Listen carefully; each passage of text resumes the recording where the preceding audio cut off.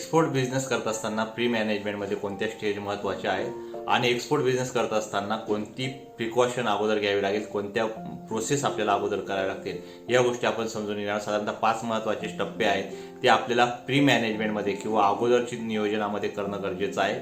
त्यामध्ये सगळ्यात पहिलाचा पार्ट जो आहे तो म्हणजे एक्सपोर्ट बिझनेस करायचा आहे तुम्हाला, तर तुमचं कुठलं तरी फर्म रजिस्टर असलं पाहिजे. मग ते प्रायव्हेट लिमिटेड कंपनी असेल, पार्टनरशिप फर्म असेल, LLP असेल किंवा फार्मर प्रोड्युसर कंपनी आहे. या सर्व गोष्टी आपल्यासाठी एक्सपोर्ट बिझनेसमध्ये महत्त्वाच्या आहेत. तर कंपनीशिवाय तुम्ही एक्सपोर्ट करू शकत नाही. तुम्ही वैयक्तिक व्यक्ती म्हणून एक्सपोर्ट करणं खूप अवघड जातं किंवा त्या गोष्टी पॉसिबल नाही आहेत. त्यामुळे तुमची फर्म असणं रजिस्टर गरजेचं आहे. मग ही फर्म रजिस्ट्रेशनचे अनेक प्रकार असतात. प्रायव्हेट लिमिटेड कंपनी हा एक बेटर ऑप्शन आहे आणि फार्मर प्रोड्युसर कंपनी हा दुसरा ऑप्शन आहे. जर समजा तुम्ही ॲग्रिकल्चरमध्ये काम करत असाल तर फार्मर प्रोड्युसर कंपनी जर असेल तर अधिक बेटर. त्याच्यामध्ये आपल्याला अनेक गोष्टी फायदा होतो, गव्हर्नमेंटचा सपोर्ट मिळतो, तो लोनमध्ये आपल्याला फायदा होतो, ॲग्रिकल्चर इन्फ्रास्ट्रक्चर फंडमध्ये मोठ्या प्रमाणात फायदा होतो. त्यामुळे फार्मर प्रोड्युसर कंपनी हा बेटर ऑप्शन आहे. जर समजा तुम्हाला एक्सपोर्टचा बिझनेस करायचा असेल तर, ॲग्रिकल्चरमध्ये काम करायचं असेल स्पेशली, तर FPC हा एक बेस्ट ऑप्शन आहे. तर कंपनी रजिस्ट्रेशन कोणत्याही पद्धतीची जी कंपनी आहे, private limited, LLP, farmer producer company, ही कोणत्याही एक पद्धतीची कंपनी रजिस्टर करून घेणं गरजेचं आहे जर समजा तुम्हाला एक्सपोर्टचा बिझनेस करायचा असेल तर. ओके, सो पहिला पार्ट आहे कंपनी रजिस्ट्रेशन. दुसरा पार्ट अप्लाय IEC म्हणजे काय, इम्पोर्ट एक्सपोर्ट कोड, ज्याला आपण एक्सपोर्टचं लायसन्स असं सुद्धा म्हणतो.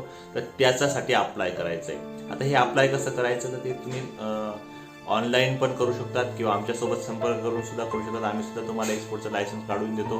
त्याचं एक गव्हर्नमेंटचं चलन असतं, प्रोफेशनल फी असते. साधारणतः 2-2.5 हजार रुपयेपर्यंतचा एक्सपोर्ट लायसन्स काढण्यासाठी खर्च येत असतो. तर यासाठी सुद्धा आमच्याकडनं पूर्ण मदत मिळेल. तुम्हाला काय डॉक्युमेंट लागेल किंवा त्या रिलेटेड कसं लायसन्स निघेल, किती वेळानंतर निघेल, या सर्व गोष्टी आम्ही तुम्हाला करून देऊ शकतो.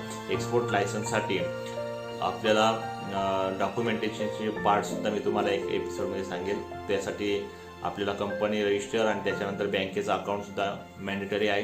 तर त्याच्यानंतर आपल्याला लायसन्स किंवा हे जे काही इम्पोर्ट एक्सपोर्ट कोड आहे तो आपल्याला काढता येतो. त्याच्यानंतर पुढची जी स्टेज आहे ती म्हणजे डॉक्युमेंटेशन. आता डॉक्युमेंटेशन म्हणजे काय, की तुमचं कंपनीचं डॉक्युमेंटमध्ये तुमचं कंपनीचं इनकॉर्पोरेशन सर्टिफिकेट असेल, कंपनीचं पॅन कार्ड असेल, MOA, AOA, हे इम्पॉर्टंट डॉक्युमेंट आहेत. त्यानंतर इम्पोर्ट एक्सपोर्ट कोड महत्त्वाचा आहे. जर समजा तुम्ही ॲग्रिकल्चर प्रोडक्ट्स किंवा फूड प्रोडक्ट करत असाल तर फूड लायसन्ससुद्धा आपल्यासाठी महत्त्वाचा आहे. GST नंबर आपल्यासाठी महत्त्वाचा आहे, बरोबर आहे. हे सर्व डॉक्युमेंट आपल्याला एक्सपोर्ट बिझनेससाठी इम्पॉर्टंट आहेत, तर ते सुद्धा गरजेचे आहेत. हे डॉक्युमेंटची लिस्ट झाली. त्याच्यानंतर जे काही प्रोडक्ट असेल त्या प्रोडक्ट संदर्भातचे डॉक्युमेंट, म्हणजे त्या प्रोडक्टचं ओरिजिन सर्टिफिकेट महत्त्वाचं आहे.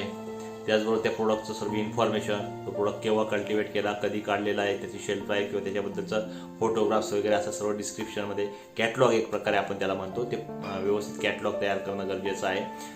त्याचबरोबर तुमची एखादी वेबसाईट असेल तर ती खूप महत्त्वाची आहे. वेबसाईट शक्यतो असायलाच पाहिजे. हे सर्व डॉक्युमेंटेशनचा पार्ट येतो. लोगो असला पाहिजे, व्हिजिटिंग कार्ड असलं पाहिजे. हे सर्व इम्पॉर्टंट फॅक्टर आहेत एक्सपोर्ट बिझनेसमध्ये, ते सुद्धा गरजेचे आहेत. सर्टिफिकेट ऑफ ओरिजिन हा एक पार्ट खूप महत्त्वाचा आहे. त्याच्यासाठी सुद्धा आपण एक जे पण तुम्ही प्रोडक्ट सिलेक्शन करत असाल तर त्याचं एक सर्टिफिकेट ऑफ ओरिजिन काढून घेणं गरजेचं आहे. आणि त्यानंतर मग तुमचं जे काही व्यवसाय आहे तो ट्रेडिंगपासून सुरू करा. म्हणजे समजा एक्सपोर्ट करण्यासाठी असं जरुरी नाही की तुम्ही स्वतः ते प्रोडक्ट तयार केलेलं पाहिजे किंवा तुमच्याकडे ते प्रोडक्ट उपलब्धच पाहिजे. ट्रेडिंग करायची आहे आपल्याला एखाद्या शेतकऱ्यांकडनं किंवा एखाद्या व्यक्तीकडनं किंवा कोणत्याही जो प्रोडक्ट आपण सिलेक्ट केलेला असेल त्या प्रोडक्ट ज्याच्याकडे असेल त्याच्याकडनं घ्यायचा आहे आणि पुढे पाठवायचा आहे. अशा पद्धतीने आपल्याला हा ट्रेडिंगचा व्यवसाय करता येऊ शकतो. हा अगदी सिंपल आणि चांगला पार्ट आहे. याच्यामध्ये इन्व्हेस्टमेंटसुद्धा लागत नाही किंवा लागली तर फार कमी प्रमाणात लागते. सो अशा पद्धतीने टप्प्याटप्प्याने आपल्याला हे एक्सपोर्टचा बिझनेस करता येऊ शकतो. 5 महत्त्वाचे मुद्दे मी तुम्हाला या ठिकाणी सांगितले. सगळ्यात पहिले आपल्याला कंपनी फॉर्मेशन करावी लागेल. दुसरा सगळ्यात महत्त्वाचा पार्ट तो एक आपल्याला IEC म्हणजे इम्पोर्ट एक्सपोर्टचा जो काही कोड आहे त्याच्यासाठी अप्लाय करायचा आहे. तिसरा महत्त्वाचा फॅक्टर तो म्हणजे डॉक्युमेंटेशन, सर्व व्यवस्थित आपल्याकडे असलं पाहिजे, सर्व प्रकारचे परमिशन्स. त्यानंतर सर्टिफिकेट ऑफ ओरिजिन हा पार्ट महत्त्वाचा आहे. आणि त्यानंतर ट्रेडिंग म्हणजे ॲक्च्युअल जो काही व्यवसाय आहे तो आपल्याला सुरू करता येऊ शकतो. अशा पद्धतीने हे 5 महत्त्वाचे जे काही मुद्दे मी तुम्हाला सांगितले त्यानुसार आपल्याला एक्सपोर्ट बिझनेस सुरू करता येऊ शकतो. या रिलेटेड तुम्हाला काही अडचण असेल, काही माहिती पाहिजे असेल, तुम्ही आमच्यासोबत संपर्क करू शकतात. या रिलेटेड तुम्हाला डॉक्युमेंटेशनच्या पार्टमध्ये, कंपनी फॉर्मेशनच्या रिलेटेड, IEC कोड काढण्यासाठी सर्व मदत आमच्याकडनं मिळू शकते. कारण आम्ही महाराष्ट्रामध्ये 450 शेतकरी उत्पादक कंपन्या, प्रायव्हेट लिमिटेड कंपन्या, 3000पेक्षा जास्त लोकांना उद्योजक बनवण्यासाठी ज्या काही फॉर्मेशन प्रोसेस केलेल्या आहेत या रिलेटेड आम्ही सर्व काम करतोय. आमच्याकडे project report, bank loan, subsidy, market linkages, licensing, IT support, website बनवणे हे सर्व कामं आमच्या कृषीभूषण प्लॅटफॉर्मखाली चालू असतात. त्यामुळे तुम्हाला या रिलेटेड कोणतीही मदत लागत असेल, कोणतीही मार्गदर्शन लागत असेल, सपोर्ट पाहिजे असेल तर आमच्याकडनं तो मिळू शकतो. बस तुमची तयारी असली पाहिजे या सगळ्या गोष्टी करण्यासाठी. एक्सपोर्ट बिझनेस अतिशय सिंपल, सोपा आहे, परंतु तो तेवढाच डॉक्युमेंटेशन पार्टमध्ये सुद्धा खूप महत्त्वाचा आहे. तो जर समजा आपल्या कागदोपत्री व्यवस्थित सगळ्या गोष्टी केल्यात तर आपल्याला या व्यवसायामध्ये अतिशय चांगला प्रचंड मोठी स्कोप आहे, संधी आहे. आपण एक्सपोर्ट बिझनेसमध्ये या आणि याविषयी सर्व समजून घ्या.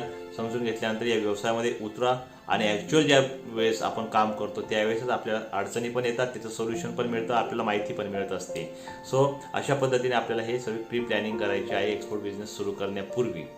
धन्यवाद.